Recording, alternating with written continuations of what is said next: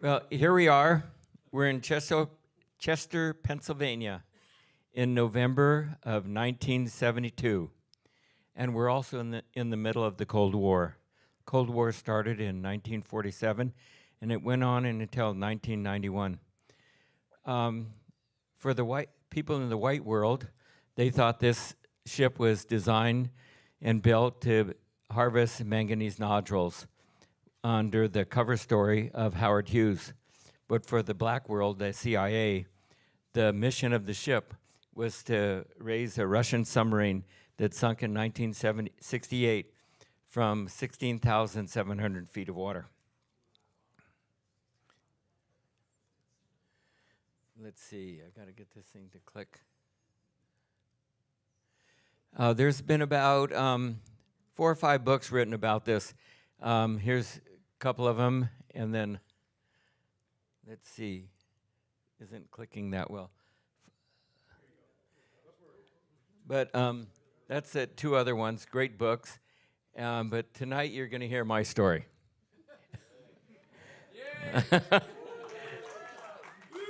I'm having, it's not advancing that well. So the story starts out, we're in Petropavlovsk, and that's in Russia, of course. And this is on the east coast of Russia, real cold area, and this is where the fleet of the Soviet submarines would leave from. And they would go across from this port, and they would patrol Hawaii and the west coast of the US. We're gonna deal with the K-129, a Gulf-class submarine of this sort that carried 3 nuclear-tipped missiles and several nuclear-tipped torpedoes. Here's another photo of the ship, of the submarine. There you can see the missile tubes and the torpedo tubes up forward. It's a small submarine, 324 feet long. This is the crew the night before they were going to go on their mission. They had been on one mission, and then they came into port, and they expected to have quite a bit of time off while their submarine was being refurbished. But the ship that was supposed to take their spot had trouble. And so then they had to turn around almost immediately with a short time in port and go back out to sea. Well, here's Petropavlovsk. It's a huge, huge natural bay. Check it out on Google Earth sometime.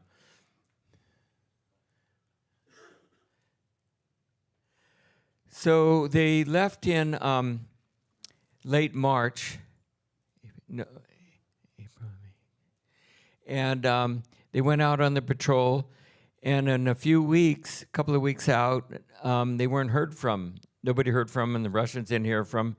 So the Russians started looking for the submarine that hadn't reported in.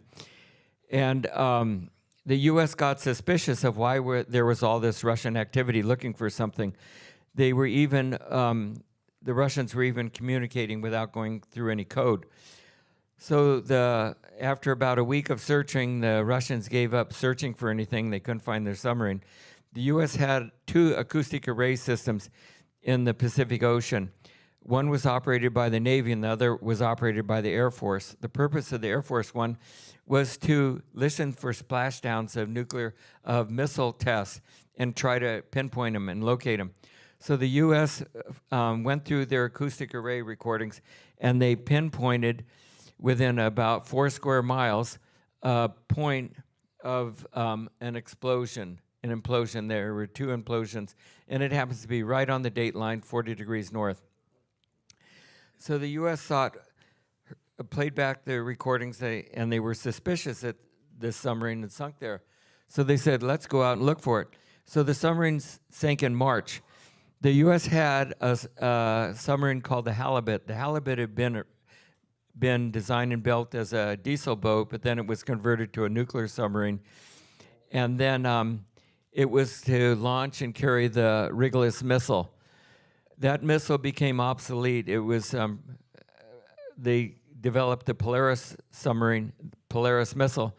So they didn't have a use for the Wrigless system, but John Coven, who was the chief scientist for the Navy, converted it to a kind of a spy submarine. And this is a submarine that you'll hear about in the Blind Man's Bluff stories.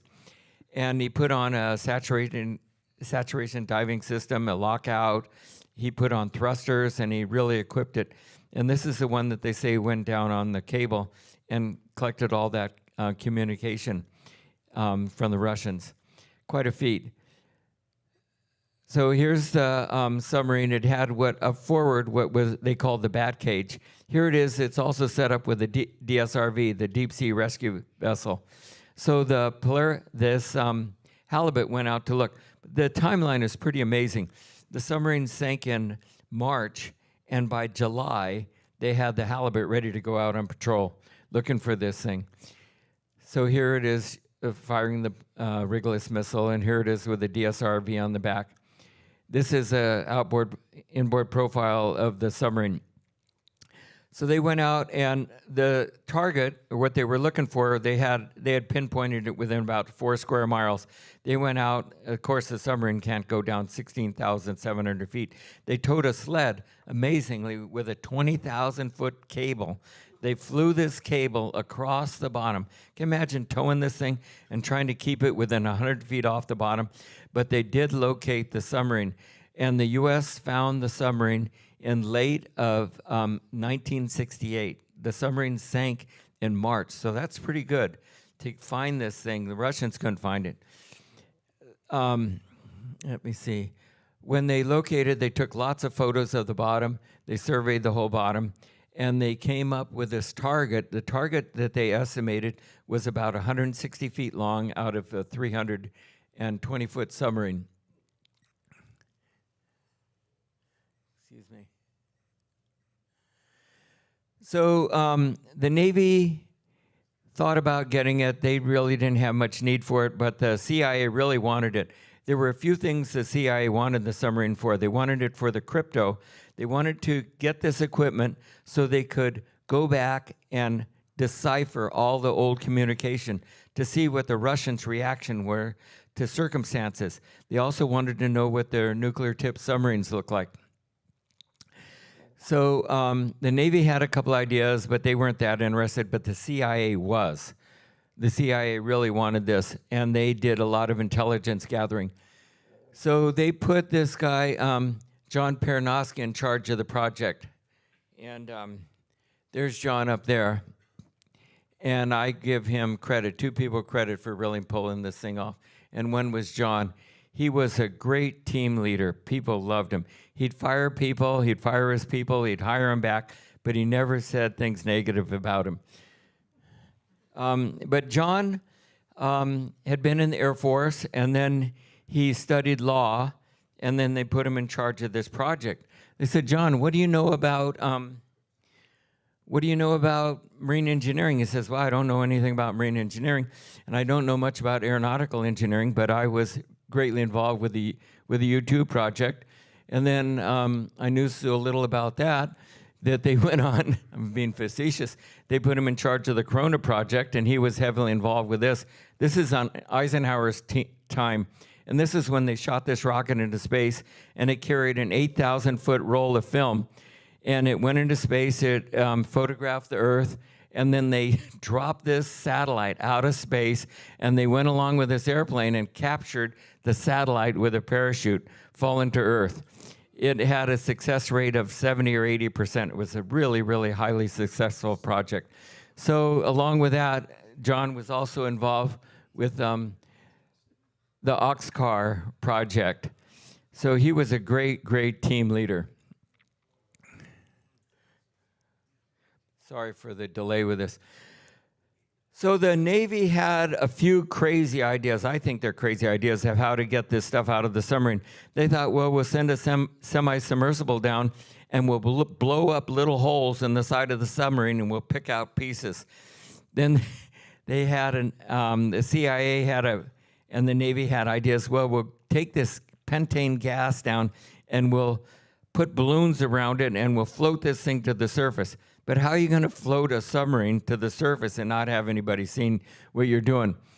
Well, they looked for people involved in oceanography then, and at the top of the list was Willard Bascom. Willard Bascom had written the book called Hole in the Bottom of the Sea, and then he'd written the classic oceanography book called Waves and Beaches. And right here we have Kim, who was the editor of the third edition of Waves and Beaches, right here. And we have Willard Bascom's grandson back here. So they looked into Willard Bascom, but he didn't have anything really hardware-wise going. So then, but Willard did have this concept of looking for the rockets that had fallen into the ocean, and he even proposed this concept to the CIA. And he had this vessel called the Alcoa Sea probe, and this is pretty fascinating. His grandson brought this souvenir of the Alcoa Sea probe to show me tonight, and here's the Alcoa Sea probe. That's ship right here engraved on this tooth. Pretty cool. So then they kept looking around, and they saw that Global Marine had the Glomar Challenger that was doing all the work for the National Science Foundation, drilling in deep water. And the big thing about the Glomar Challenger was it was dynamically positioned. This was a really new thing. And Global Marine had all the hardware, and they were really actively drilling. So they went to Global Marine and talked to them about their ideas. And that's the whole story of how they first introduced themselves to Global Marine. They just came into their office and said, "Can you do this?" And Global Marine said, "Yeah, we can do it with a grunt and lift." Well, part of the problem was, can you really take someone's submarine, war vessel, off the bottom? Is that correct to do? So they went back through history, and they go, well, here is the L-55. The L-55 was built in 1917, and then it sank in 1919. It was a British submarine, but the Soviets raised it in about 1928, 9 years after it sank, and got it running again. Can you imagine doing that with your outboard? So they said, well, the Russians did that. The Russians raised up this British submarine, so why can't we raise up their submarine? So they went to Nixon. This thing is slow clicking. Oh, gosh, sorry. So they went to Nixon. They go, "Nixon, what do you think about doing this?" And he goes, "Yeah, go for it, guys." So they had to, when they worked with Global Marine, they went to Global, and here they came into John Graham. John Graham is right here. And I first worked for John Graham in the summer of 1967. He's a fantastic guy. He was the real thinker about all the details of the Glomar Explorer, Hughes Glomar Explorer. He had gone to MIT, was a naval architect. He was an AA. Big drinking problem, and then he became an AA. And then he played the clarinet, and you'd go in his office, he'd always play classical music.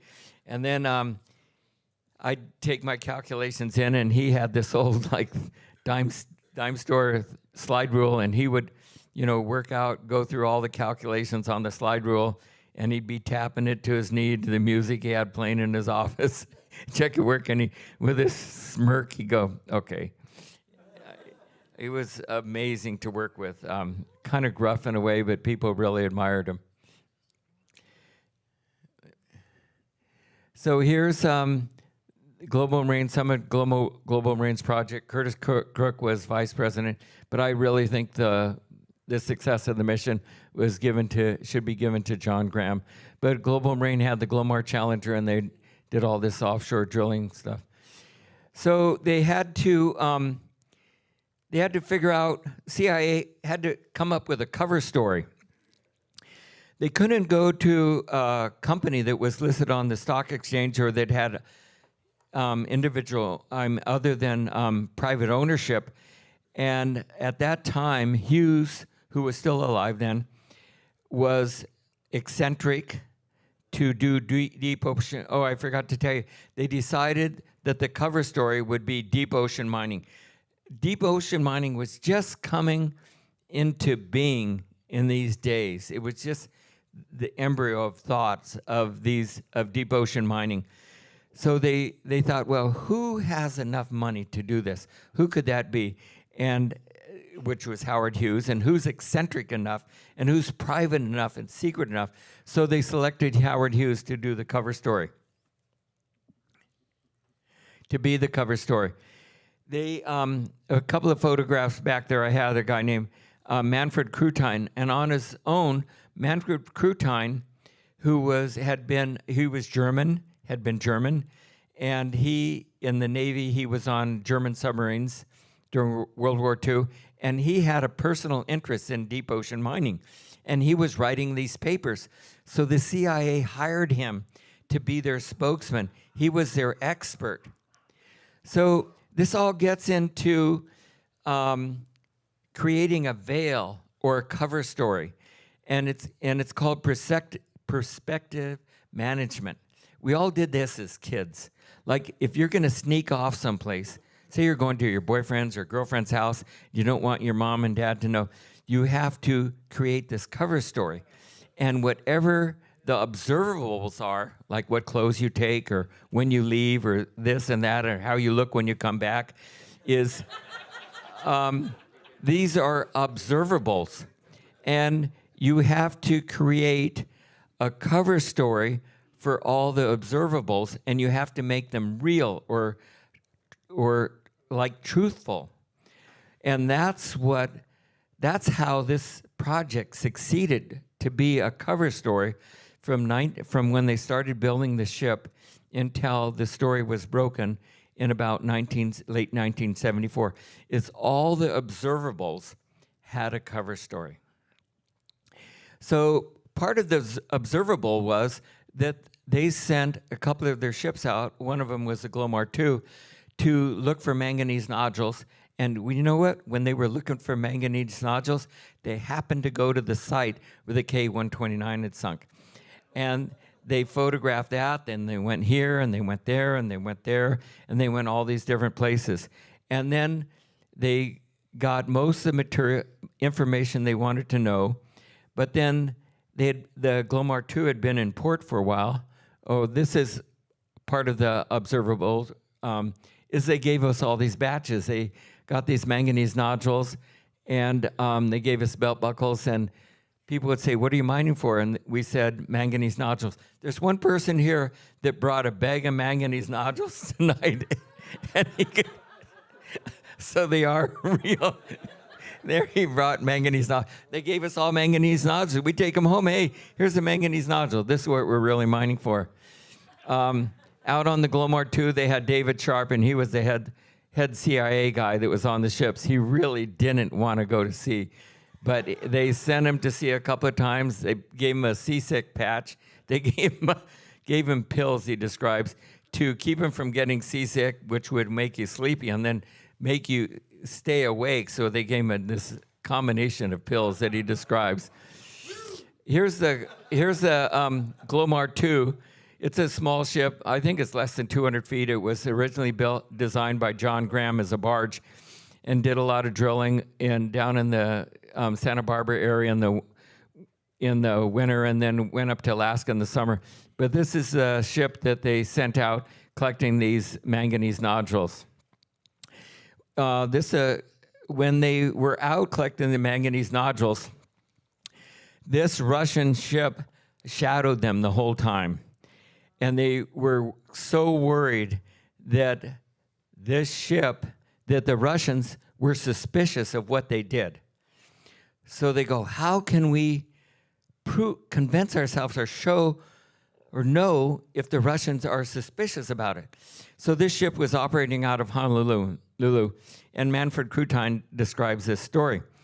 So they go, okay, we will take all this paperwork and we'll put it in boxes, and we'll put it from the ship into a van, and then if the Russians want it, they'll steal it from the van. So they load up all these crates of paper in broad daylight in Honolulu in the van, And they say, Manfred, drive it to the Ala Moana parking lot. He goes, there's no place to park there. They go, there'll be a place. He goes in the parking lot. He's driving through. A black car backs out. He backs in. The car behind him backs out. They back in. They watch the van all day. Nothing stolen. They go, well, maybe they'll stage an accident. So they have him drive all around Honolulu. Nothing happened. So they felt better that they weren't being watched. So now we'll get into the ship that they actually built. Going back to that, of this cover story, and they sent out the Glomar 2 twice. First, to really look at the site. A second time as a cover story, to make it look real. Hey, we're going out. In the meantime, they were writing articles. Manfred Kutain is having all these symposiums, and other companies even invested money themselves in getting into deep ocean mining. They go, hey, they're doing it, we got to do it too, which ended up costing some companies a lot of money to have this internal thing. And then at the end, third time, they sent out the Sea Probe, another boat. So here we are on the ship that you saw launched a few minutes ago, and this is the Hughes Glomar Explorer. It's about 615 feet long, and it's about, it is 115 feet, 8.5 inches wide, or beam, molded breadth. The most unique thing about it is the moon pool. The moon pool is the hole in the middle of the ship, right here. I'm going to go over a few details. It's right here, the moon pool. And this is a space 199 feet long, 75 feet wide, and the depth of the ship about 50 feet deep. And this moon pool can be flooded or pumped dry. At the underneath the moon pool are 2 gates, one sliding aft and the other sliding forward. So what they could do, or what we did, is we would flood the moon pool. We would vent the air out of these gates. The gates were 9 feet thick. They were sizes of barges. Vent that air out. The gate became negatively or neutrally balanced. And then we would, with a rack and pinion, we'd slide this gate forward, and we'd slide this gate aft. And you can see the kind of the tongue and groove right here. These are the gate guides right here. You can see those right there, and there's the gate. So this was our dry dock, so we could bring the submarine up inside here, and you're gonna know how to do this yourself by the time we're finished. So the big deal about this was lifting it. John Graham came up with the idea, how are we gonna bring this up? We're gonna float it up, we're gonna put airbags on it. He goes, grunt lift. We're just a brute force grunt lift. The grunt lift ended up being, the submarine had a weight of 2,000 tons. The capture vehicle, which you'll see in a few minutes, had a weight of 2,000 tons. And the heavy lift pipe weighed 4,000 tons. So the total weight they had to lift was 8,000 pounds. So a big part of this whole design is lifting, grunt lifting, with a heavy lift pipe. So the heavy lift pipe is stored in this space right here. The heavy lift pipe is two 30-foot lengths of pipe screwed together, and it was stored in here. They'd bring it up to here, put it on this transfer boom, bring it up here, grip onto it with some grips, pull it up and stab it in the next piece of pipe and lower it down, hand over hand. We'll get into that. These legs here are to support, they go up and down. They have a travel length of 144 feet. This tip right here will come right down here, and this leg will come down. You'll learn about that in a touch. And here's the engine room back here. We have the control room here. This is engine room here, after bridge. We had a forward bridge, a lot of accommodation. And then up here, there's spaces that had labs in them with photographic equipment, a dark room, decontamination space, ultrasonic cleaners. To stay on station, the ship had 3 bow thrusters forward, 2 bow thrusters aft, and then 2 propellers, 2 main screws. The whole ship was diesel electric, had 6 engines, and we just made a lot of electricity, 4,160 volts, and ran different things with it.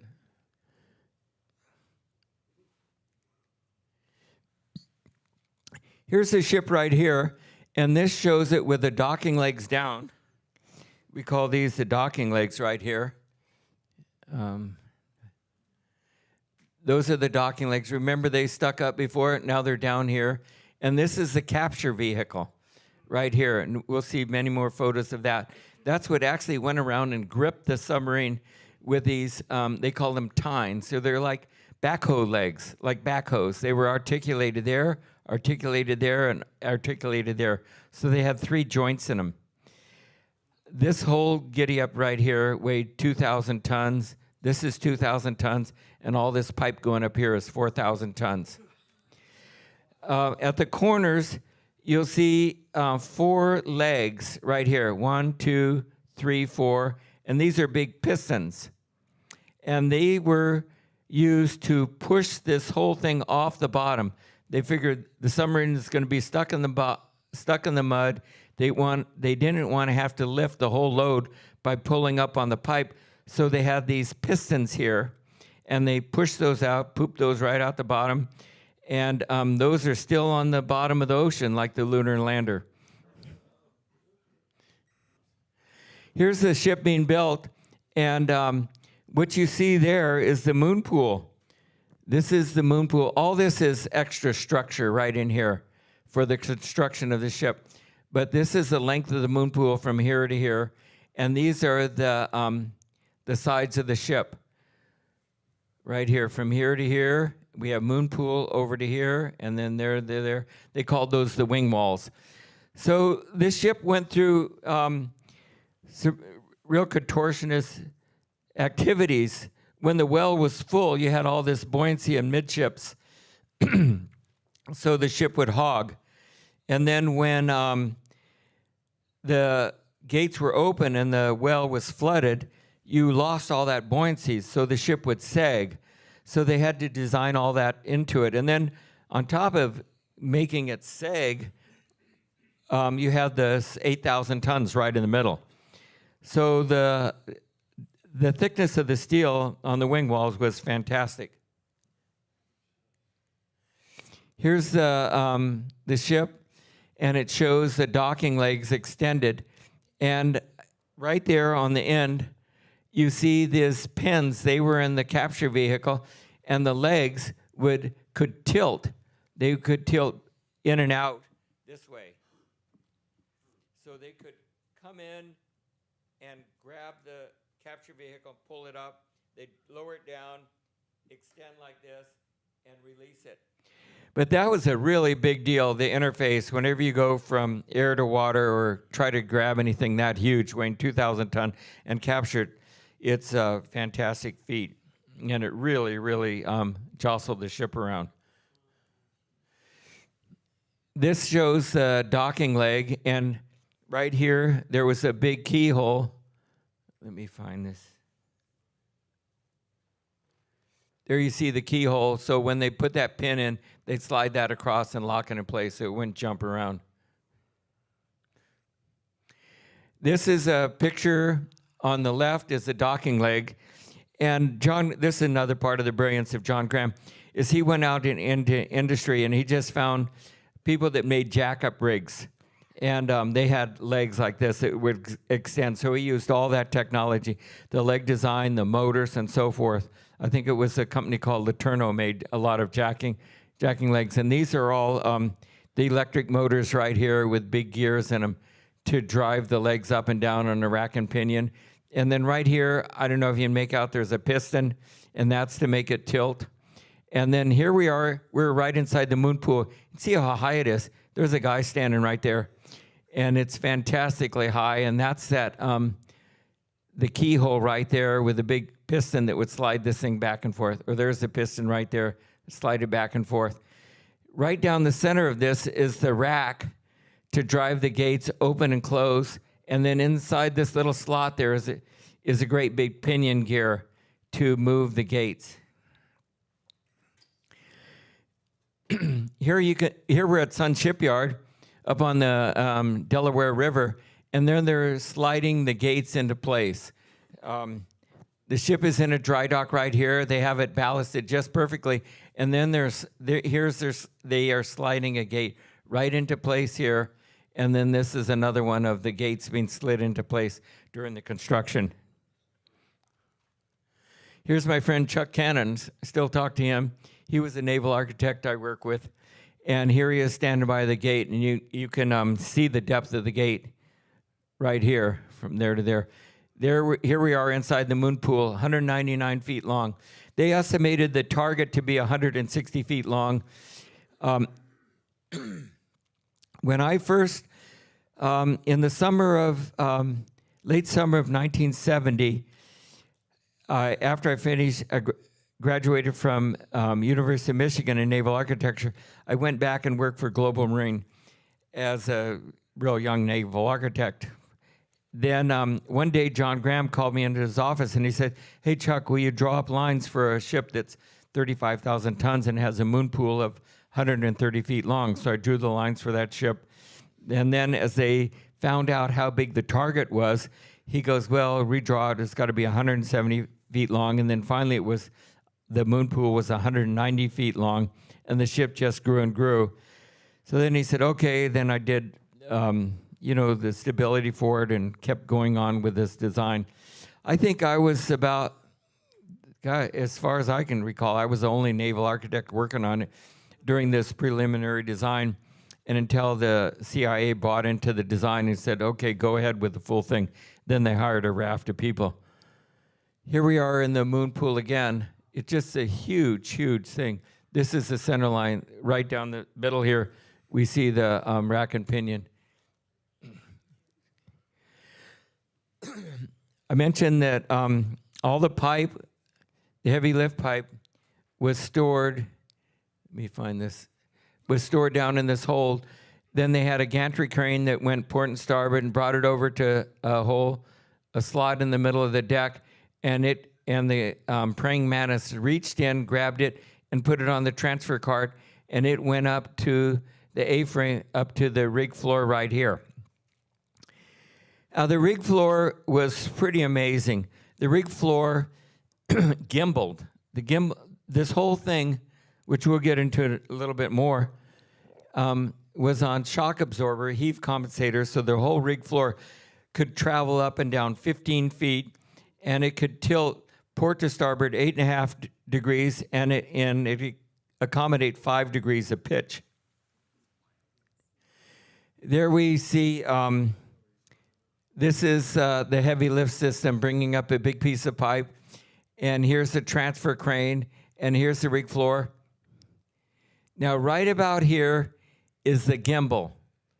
So all of this right here is on a heave compensator, and it's on a gimbals. So that all sets stable as the ship rolls and heaves. Here's the gimbal right here. I forget if this is, that's an outside gimbal. And in the corner, on the side there, you'll see the bearings. That's a plan view of the gimbal right there. And there's the bearing that went into it. You can see it's a huge bearing. This bearing had an electric motor that drove it all the time, so you'd never get a hard spot or a flat spot in the race of the bearing. There's the gimbal platform being raised up onto the ship during construction. I guess a lot of you have been watching the removal of the Key Bridge in Baltimore. But anyway, that's the crane they're using this crane right here to remove pieces of the Key Bridge. This was designed for 800 tons, and then it was upgraded to 1,000 tons. Now it's called the Chessie, that crane, Chesapeake, and then it was called the Sun 1. But it was built specifically for this job. But it's kind of neat to see that it's still in use these days. This shows some of the heavy lift system on the side, the heave compensator system. This is kind of a photo of just how complicated it was, because this whole giddy up here is going up and down and it's rolling. So every single connection to the platform had to be flexible. So let's get into why did they have it gimbaled. the pipe is in fantastic tension as it's hanging there. And when it's in tension, if you bend it at the same time, the fibers are in tension, plus as you bend it, you put the outside fibers in more tension, so you've really increased the stress in those fibers. So that's why they had to gimbal it. Then for the heave compensator, you've got this string hanging down of 5 miles, and this weight and string is like a great big spring, and you have to control the frequency or the K factor of this so you don't get into resonance, have this hopping up and down. So that's why they had all the heave compensator. And the stiffness of the heave compensator was controlled with all these air bottles right here. You see all their air bottles right there. And the stiffer they wanted the spring, the fewer the air bottles they would put in the system. And then if you want it real soft, they'd open up more air bottles, and that made for a softer spring. This is the heavy heave compensator system. I forget the diameter of these pistons, but I think they're about 3 or 4 feet in diameter. This is the heavy lift system. This whole drawing is complicated to understand. But it was essentially 2 big hands, a set of 4 hands, 2 lifting this way, up 30 feet, up 15 feet, and then the other 2 would grab it and come up 15 feet. Every tool joint, every length of pipe was 30 feet long. So it went hand over hand lifting this thing up. Down in the hydraulic pump room, they had 8 1,500 horsepower engines, pumps, pumping all this hydraulic fluid. So if you've gone through a harbor and heard a guy running his bow thruster and hear the whining, you should have heard this whining. It was deafening. And so one of my jobs was to weld. I was a welder on the ship during the mission, and I'd never realized how difficult it was to weld when you can't hear the arc. That was the hardest thing about welding down there. But I spent a lot of time welding up broken and leaking pipes. They were pumping at 1,200 gallons a minute of hydraulic fluid at about 3,000 PSI. It was a huge pump room. Here's the heavy lift pipe, the key to this brute force. They had 5 different diameters of heavy lift pipe. The inside diameter of all the heavy lift pipe was 6 inches. But the outside diameter of the heaviest pipe was 16 inches. So this pipe had a 6-inch wall thickness. All the pipe was made by Hughes Tool, and it was all tested to, I think, 70 or 80% of the proposed load that they would put it at. There we put on the secret sauce so the pipe could be sealed and unsealed or taken apart. Drill pipe has this odd tapered pipe thread on it. Here on the left, we're down in the pipe storage space, and you can see right here the 2 30-foot lengths of pipe put together. We stacked it in 30-foot lengths, and here's a praying mantis lifting it out of here and putting a piece of pipe up here, and then transferring it up to the rig floor. This is a headache for the guys, because this rig floor up here is going up and down, it's going back and forth, and it's moving in all these directions. And so this praying mantis joint here has to be articulated, and it has to be articulated up there.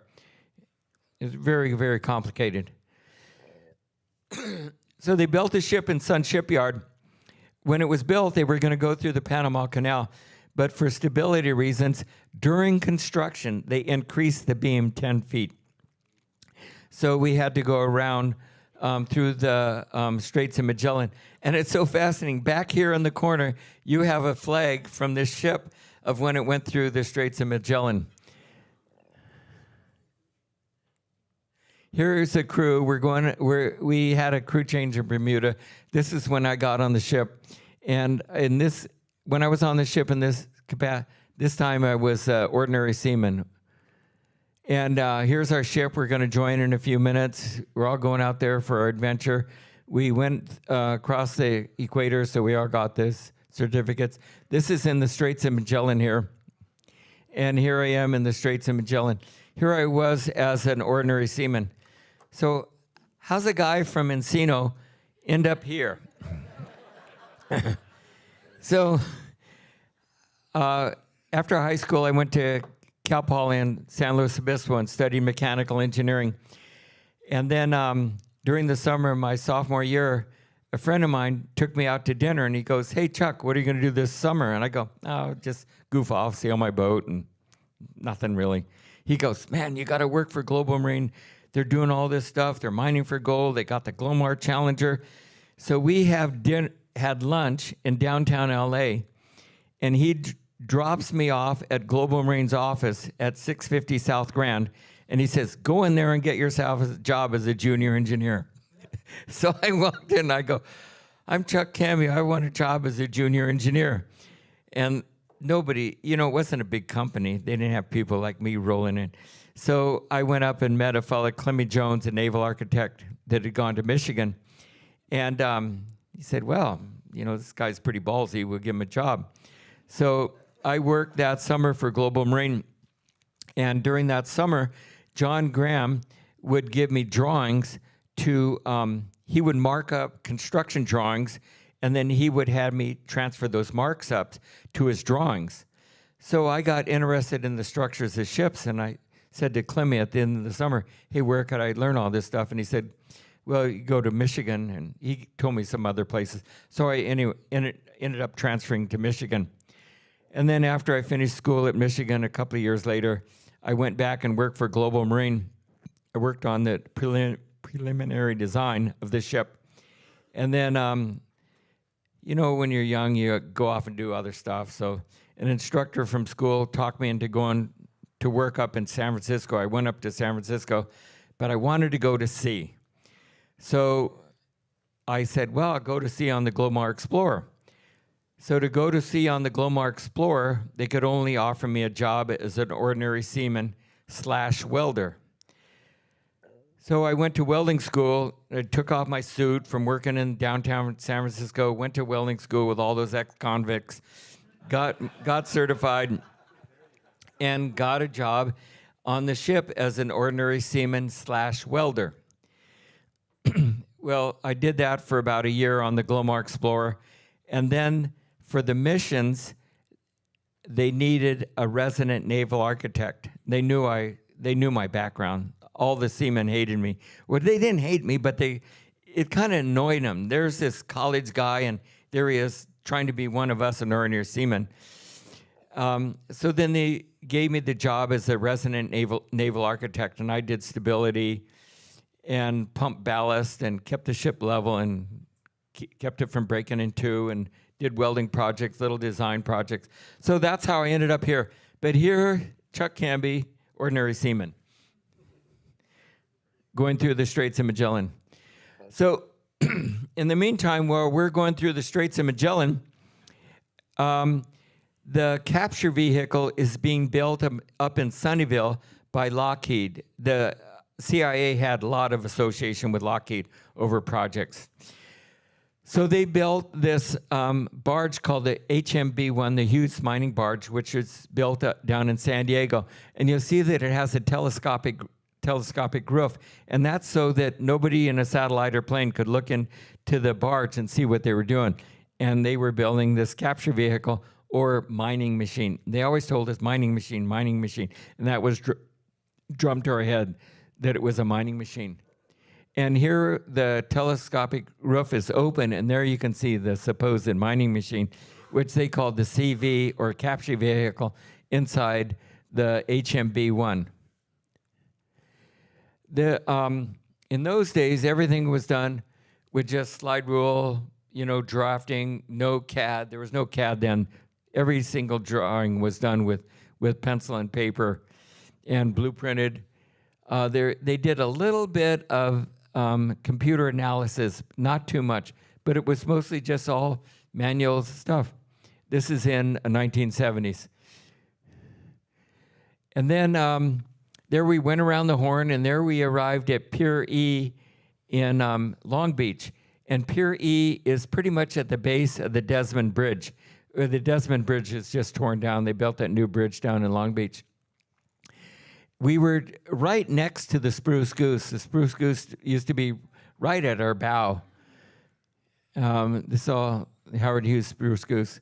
Here we are in the adjacent to the pier. They delivered all the heavy lift pipe, 3 miles long. If you walked every single length of it, it'd take you over an hour.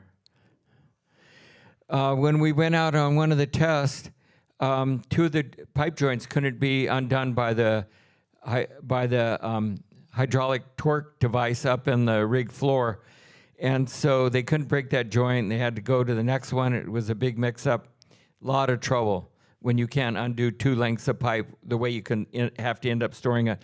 So they set it down in the yard, and there I am working with another guy. And this is a million foot-pound torque wrench that Harry Jackson designed.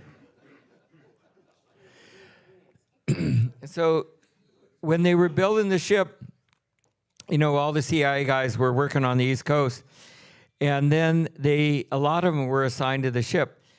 Well, they couldn't have a CIA guy come on the ship, so what they did was they scrubbed them. They changed their identity. I don't know if many of you recognize this building. This is on Ocean Boulevard and Atlantic, or Alameda, one of the oldest round buildings there. So they would go in there, the CIA had a room there, and they would go in there and they'd completely change their identity. They'd take off all their shiny shoes and polyester pants and give them jeans and great big belt buckles. They have them grow a beard. They gave them driver's license, credit cards, everything. They changed their names completely. And they came out a new identity, and that was scrubbing them. Then down by the airport, they had the Tishman building, and the CIA had worked out of this building. Well, they wanted the CIA guys and the Navy guys had to meet each other, but they would never want the public, the white world, to see these 2 people communicating. So the Navy had an office on one floor, and that was called Navy Special Projects for this and that, whatever. And that was acceptable because Hughes did a lot of Navy and military work. So all the Navy guys went in that office. And then all the CIA guys that had the new identity as ocean mining people, they went into an office on the next floor up. And they went in, and it says Hughes Summa Corporation Office of Ocean Mining. So they'd go in these, and then they called it the Harvey Wallbanger Staircase, connected the 2 floors. So throughout the day, these 2 groups could mingle and communicate. All the windows were papered over. I went in there when I was briefed. And that's the way they would communicate. End of the day, they'd leave, and they'd all leave by their separate doors, not looking at each other, smiling or anything. So this is where the place I was briefed. And I thought I was a candy striper. I wasn't briefed when we went around the Horn. And then one day they said, hey, go to this office and get briefed. Oh my God, it was like hearing the facts of life. I go, oh jeez. I could not believe it. I was flabbergasted. They didn't brief me for a long time because when I left Global Marine, I went to work for a company called Marcona that did iron ore mining. And the CIA thought I was an industrial spy working for Marcona, who they thought had an interest in deep ocean mining. And then finally they said to John Graham, what about this guy? And he goes, he's innocent. Just go ahead and brief him. So that's when I got briefed. Here's my card. I still weigh the same amount, but I'm about 3 inches shorter. So then the Glomar Explorer was in Long Beach, and the HMB and the capture vehicle was up in Redwood City, and they got to get this capture vehicle inside of the well of the Glomar Explorer. So Curtis Crook and another guy, Randy, who I met on the Iowa with Kim, or not, with Rich, said, God, we need a place that's calm, has clear water, and a flat bottom. And Curtis Cook says, well, it's probably Catalina. So here we went over to Isthmus Cove of Avalon, and here they're towing the HMB one in. I don't know if many of you recognize these white cliffs right here, and right over here is USC, and here's the pier and the bar at the Isthmus, and here's the capture vehicle inside the HMB-1. Come on.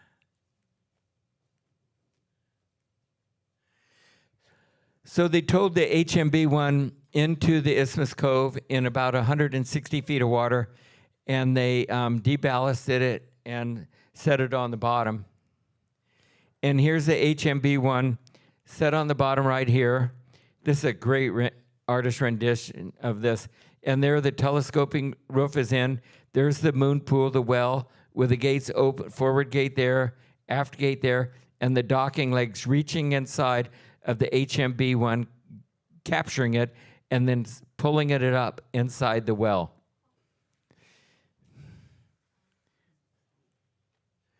There's the HMB-1 off of Isthmus Cove. Quite a spectacle. Here, that's looking over to USC area. There's the Glomar Explorer in there. I was on for that trip. Here it is, reaching inside the HMB-1, pulling the capture vehicle up into the hold or the moon pool of the Glomar Explorer. On board, we had 14 divers, and almost all of them were ex-Navy SEALs. They were real characters. One guy had an M tattooed on each cheek, and when he bent over, it said, wow. We had 2 decompression chambers. Here's the way they rigged the Glomar Explorer for picking up the submarine.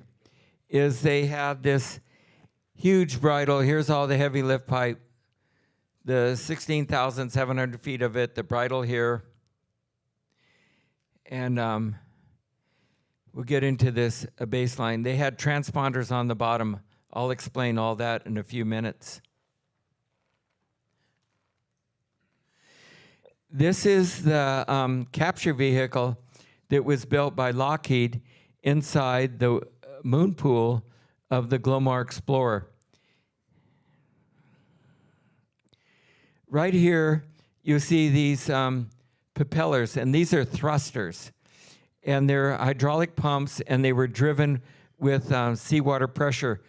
That was the reason we had the hole in the pipe, is to pump seawater down to the capture vehicle. That was the seawater was our hydraulic fluid. They put a little bit of lubricant in the seawater and pumped it down at about 3,000 PSI. Another one of John Graham's ideas is just use great big mud pumps that they use in the drilling industry, and all they were was simple piston-driven, piston-type mud pumps.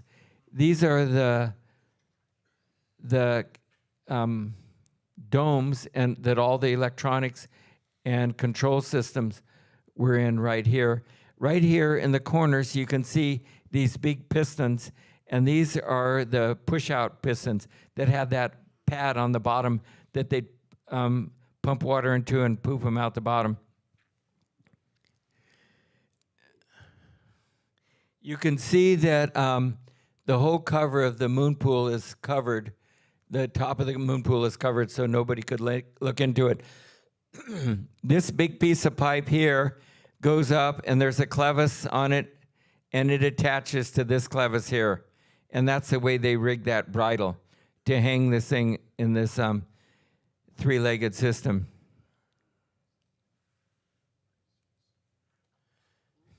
Excuse me.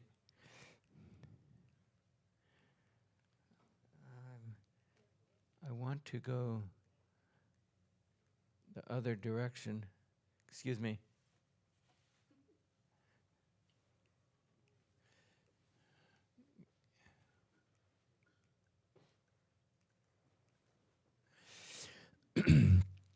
they had two electromotive cables that were strapped onto the heavy lift pipe, and they had 2,000 volts running down there, three-phase, and then they had all these coaxial cables.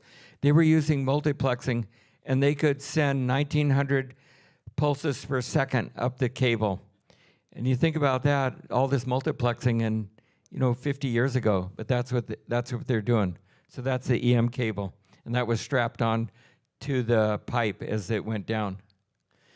So we tested the equipment. We got it going pretty good. It's still pretty ragged, and we left to go out to pick up the submarine in 1974. We thought it'd be a quick trip, but it was really a rigorous trip. As part of all this cover-up story, they had some Hughes people come out. This is Lady Nadine, and if you read about Howard Hughes, you'll see these names come up. But they were all Hughes people, SUMA people. So the ship left, and they advertised in the paper, the ship's going out on the mission. They didn't keep it secret. They really wanted to expose it to the public to make this cover story look more and more real. There's the Glomar Explorer, and we're out on the site there. When we got out to the site, we had satellite navigation. We didn't have GPS then. We had satellite navigation, and that was really new. We'd get a satellite fix every 20 minutes. And then they also had some Lebrun out there that's not very accurate, and then just the regular celestial navigation. So that's our satellite navigation system and dynamic positioning system. When we got out to the site, they put one transponder into the water, and there they operated what's called a short baseline system. Here's the one transponder, and it sent a signal up to a hydrophone here, to 4 hydrophones. So we had this triangle with these really, really long legs and this really short leg here, and that's called short baseline system. When we got to the site, they knew from the satellite navigation and from celestial navigation and other methods that they were pretty close to the site. But then we dropped other transponders on the bottom and developed a long baseline system. And this is the long baseline system with these transponders dropped on the bottom in about a 5-mile diameter. We're in 5-mile deep water. You drop these in a 5-mile diameter. And then you have this long baseline here, long baseline here. You have 3 long baselines. And they could keep the ship within about 10 feet of where they wanted to keep it. Excuse me.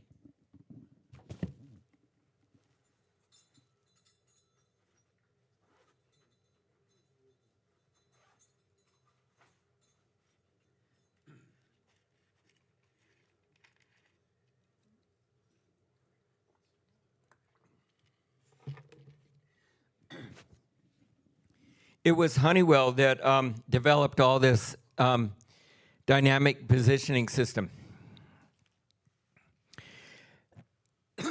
On board the ship, we had some vans. The vans weren't on the ship when it was built or left Sun Shipyard. When we got to Long Beach, the CIA had put together all these vans, and this is one of them, the central control room, where they watched everything going on with TV cameras. And then we had the heavy lift control room, and these guys raised the pipe and stuff and operated all that equipment. That was in the wing walls of the ship. And then here we have David Sharp, who for third time didn't want to go to sea, but did. And he wrote a great book, probably one of the most accurate books about this whole adventure. So as soon as we got there, we started running pipe. They, here it is, they took the pipe out of the hole, they put it on the praying mantis put it here, they brought it up here to the rig floor. They stabbed it in, and then we started running pipe. Right after they started running pipe, they rigged the capture vehicle to go down to the bottom.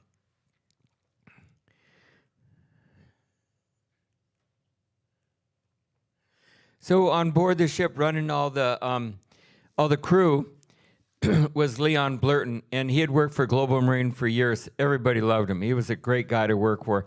Very, very clever guy. He really kept the crew together. The crew was made up of a lot of people from Global Marine Drilling Department, and then we had a lot of guys from Nevada test sites. They were people that were easy to get a clearance. We had some really talented people. We had a crew of 180, fantastic food. There's a mess hall, great food. The crew worked 12 hours on, 12 hours off. And the pay was great. When we first got there to Long Beach, everybody had their old cars. And then within about 3 months, everybody had a new car parked in the parking lot. They paid you so well and treated you so well, there'd be no reason to leave. Gosh, I don't know of anybody that quit. Between the pay and the working conditions and the circumstances, it was a great trip. Really, really good. So we got on station, and out of the fog comes this ship. So this really got all the CIA guys nervous about this ship coming around. And they said, "What are you doing?" And we said, "We're doing deep ocean mining." And then they launched this helicopter that flew so close you could see the red star on his helmet. This is unique. If you're following the Ukraine war, you'll see the Russians use a lot of double rotor helicopters with no tail rotor. And here it is again.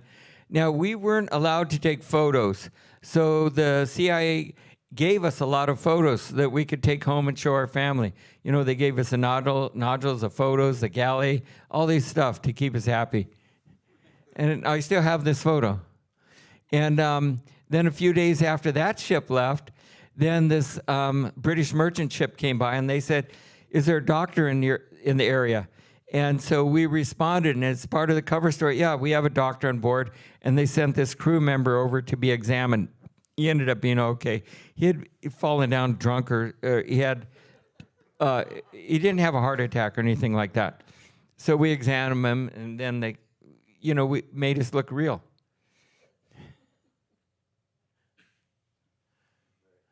Excuse me.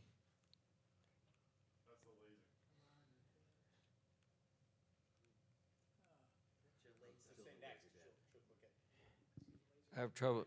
There we go.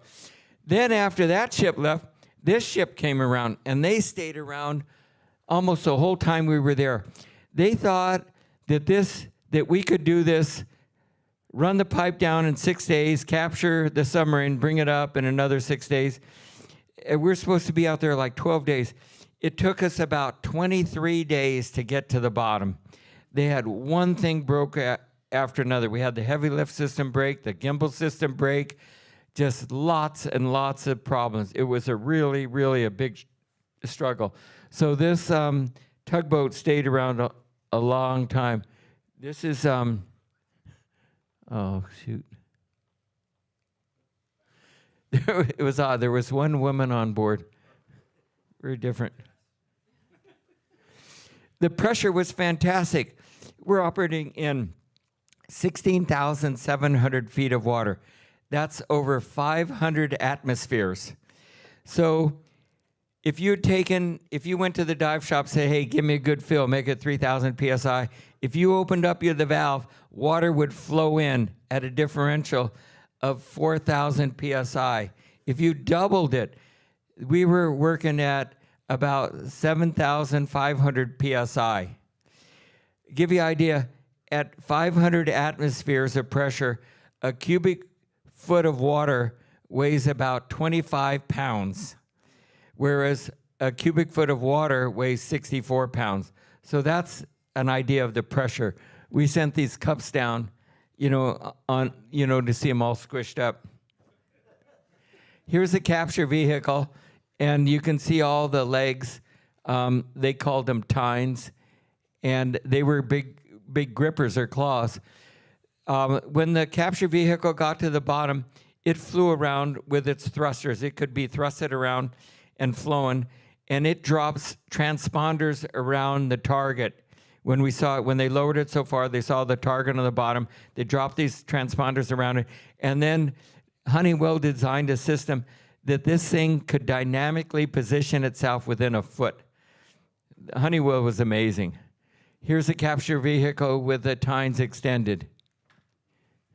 And there you can see the legs that push it off the bottom. So here's the capture vehicle capturing the submarine, and they jetted water down the tines from what I'd gather. And they jet a little bit and close the tines, jet a little bit, close the tines, and gripped it.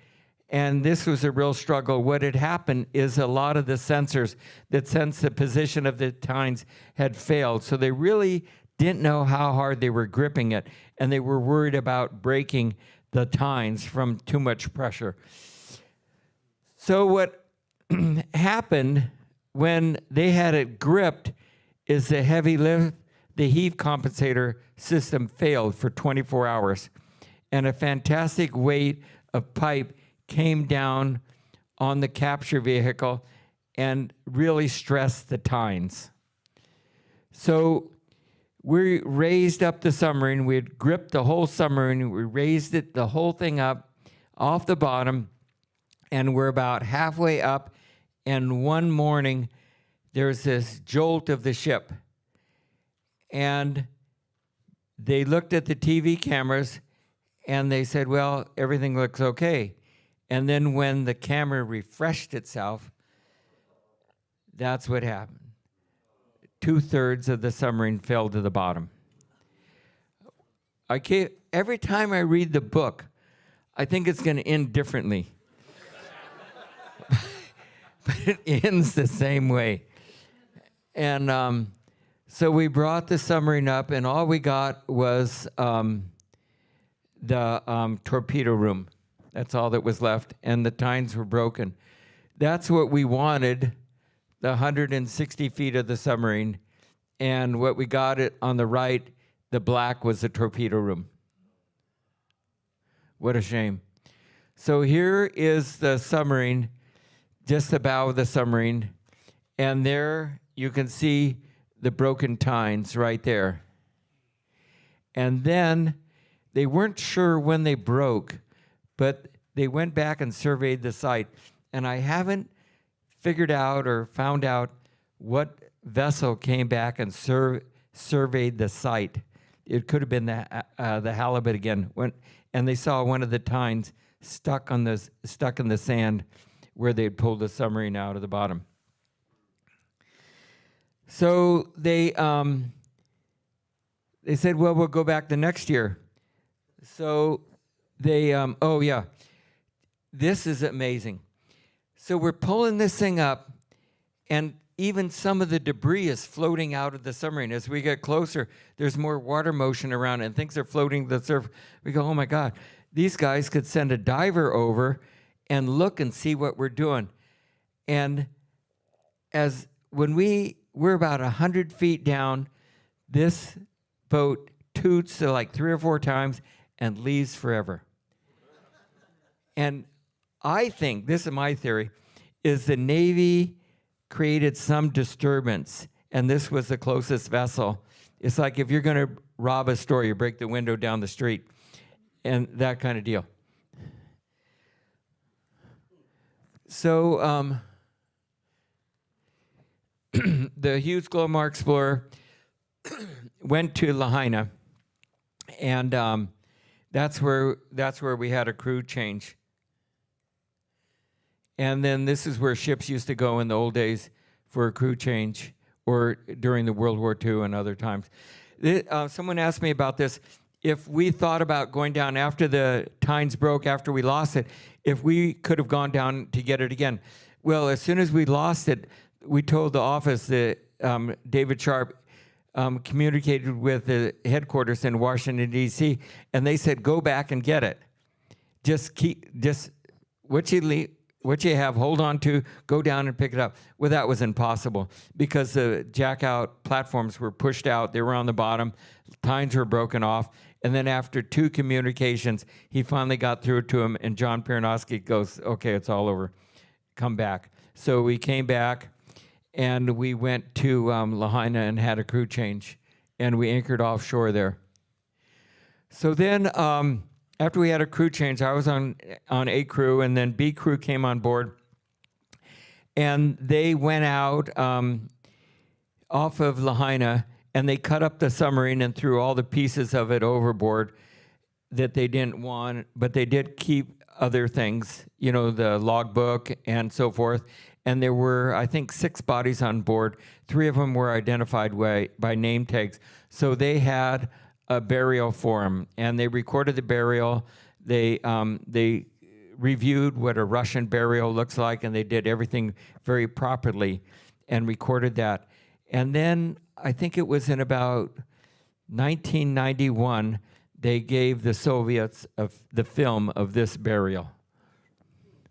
Everything was done very properly. It was an 8x8 steel box with the shelves in it for the bodies. I've never found good photos of this. So then the Glomar Explorer came back to Pier E, and we got it all ready to go again. They took the capture vehicle off. They changed the name to Matador. By this time, the veil was getting weaker. It was getting holes in it. Newspapers had found out about it, and all the editors and people and reporters for newspapers wanted to make it their story. And the CIA had to go to them and tell them, hey, can you keep it quiet, keep it quiet? And they would brief them. But then finally, Jack Anderson thought it was his civic duty to spill the story. So that was the end of it. And we still thought we might go out. But this is a fantastic story because this is so accurate, this article. And I think the CIA wrote it, gave them all the information because it was quite a feat of what they did. And if they didn't want a lot of rubbish going out and hearsay going out, so they made this really accurate, and it makes them look pretty good. And they were good. Everybody was excellent in the design of this.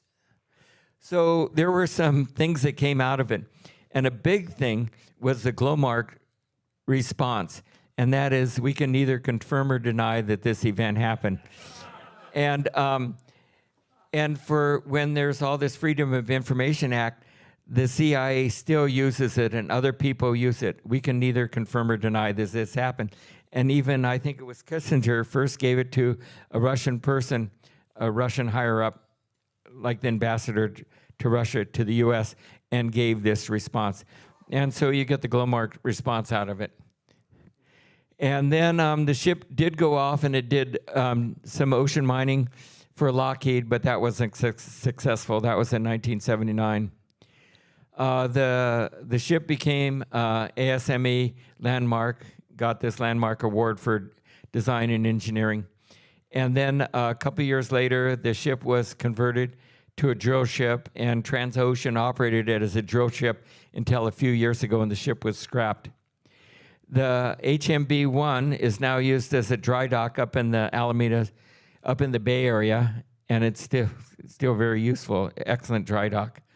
The gates were cut up, and they were used. Someone made another dry dock out of them.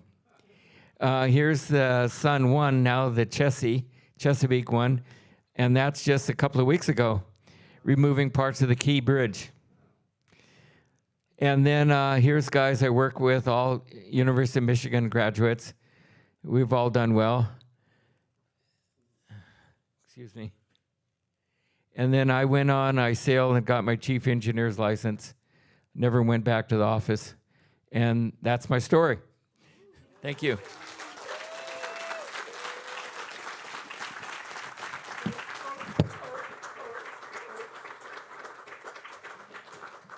If you'll hang on, we're going to take some questions from the audience. Does anybody have any questions at this point? We got some.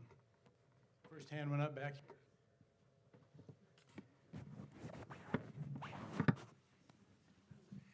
So I want to follow up with about the intel take, what you actually got, because there's cover story, and a lot of people claim, of course, the CIA has 7 different explanations to conceal. And can we really believe that they only got part of it? Because there are all these tales that the moon pool was radioactive afterwards, or we gave the Russians back the ship's bell, and the ship's bell is not in the torpedo room. How much confidence do you have in what we got, which it sounded like included a nuclear torpedo at least? They did have some radioactive residue. It was plutonium oxide. I forget exactly the compound. I don't think we got any. They wanted to get the crypto gear, and they wanted to get the missiles, and we didn't get them. That was the main thing. They never got the bell. I've never heard of getting the bell. So to me, unfortunately, we didn't get what we wanted. But we've never told the Russians. What we did get, we got them confused. And that's part of the secrecy, is to keep your opponent confused. And let them think or not think of what you got. So that costs them money. I wanted, along that line, what's fascinating is that some people tried to sue Global Marine, or they wanted to sue the stock exchange, and they were really upset because people invested in Global Marine because they thought they were on this forefront of deep ocean mining, and they weren't. And then the stock dropped. And then other companies, as I mentioned, invested in deep ocean mining because of Global Marine. So it caused this confusion. So to put the seaman's reputation possibly at ease, were you ever a good welder? What was that? Were you ever a good welder? Just to put the seaman's reputations Oh, at ease. yeah, I was. I'm a pretty good welder.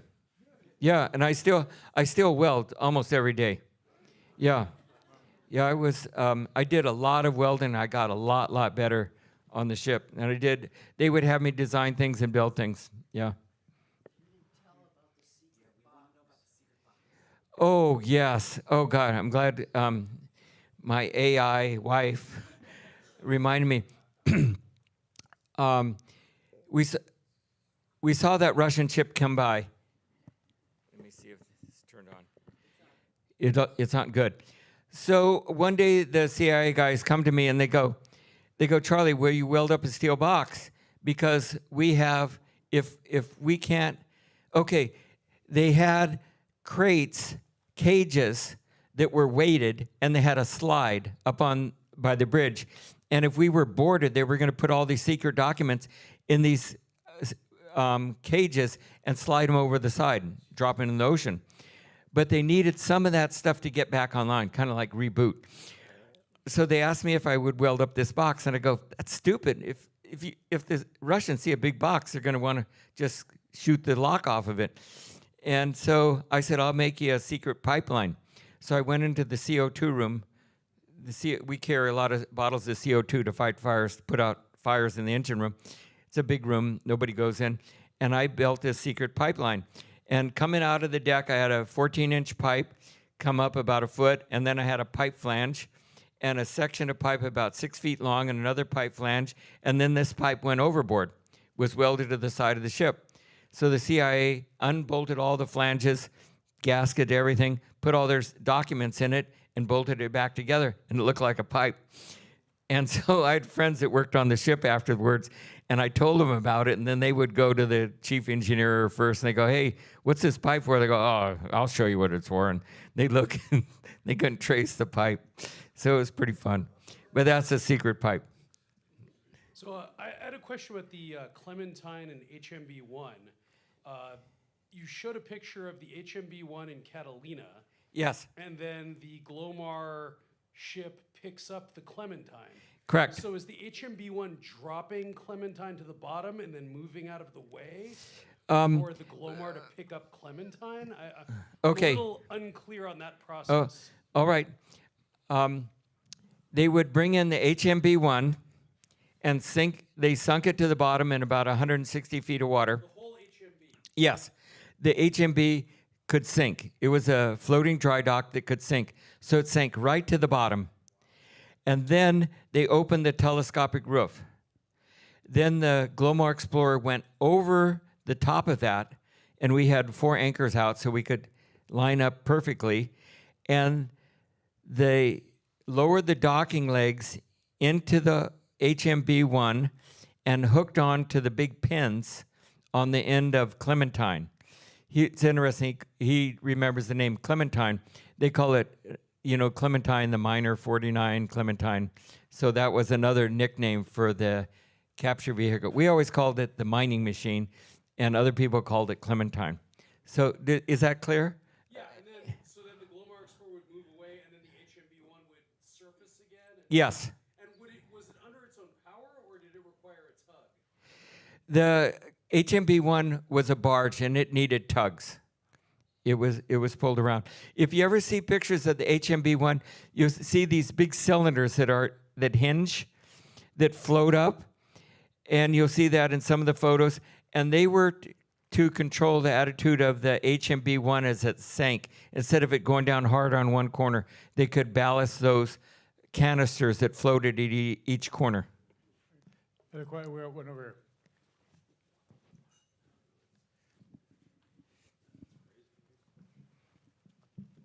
Curious if the legs were a potential tell to the Russians, because are those a part of a normal rig like that? That seemed like very unique part of the vehicle to have the legs that went down, and I wondered if they were worried that would cause any suspicions about what this thing did.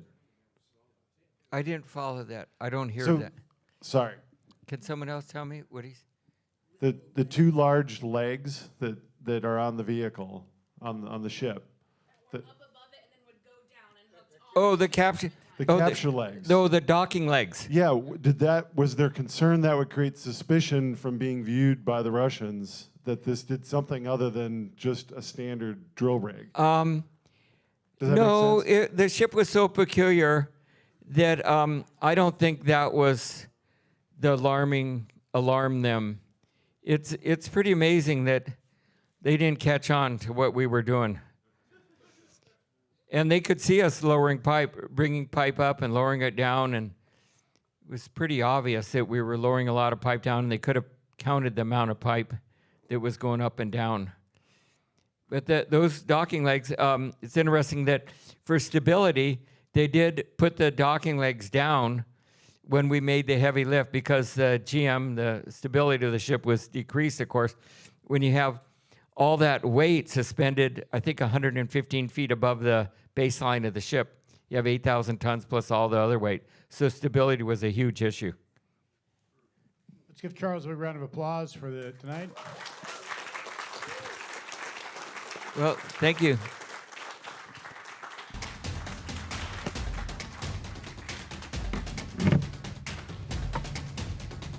All right, stand here for 1 second if you'll meet me at the map in the center. Oh.